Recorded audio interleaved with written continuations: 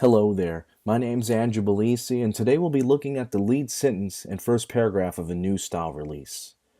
Now, when we think of a new style release, it often looks like something ripped out of a newspaper, and it follows the format of the inverted pyramid. In a nutshell, the inverted pyramid places the most important information at the top with the less significant information following, like the little details or some information that they might like to have.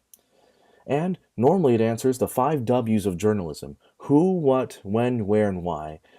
And, of course, the most important information: the lead sentence and the first paragraph. Why is it important that we have a lead sentence and first paragraph? To answer that question, we must look at the anatomy of the lead sentence and that first paragraph. The New Style release follows the format of the inverted pyramid, which answers the 5 W's of journalism: who, what, when, where, and why. And the lead of a New Style release essentially has all the vital information that a reader should be aware of. And normally that's found in that lead sentence. And readers should be able to get the whole story from that sentence. For example, take a look at this sample article and find the 5 W's.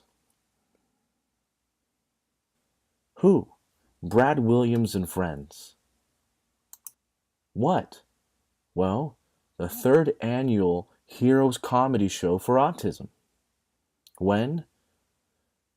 Wednesday, April 3rd, 2013. Where? The Fox Theater in Fullerton at 500 North Harbor Boulevard. And why? In observance of Autism Awareness Month.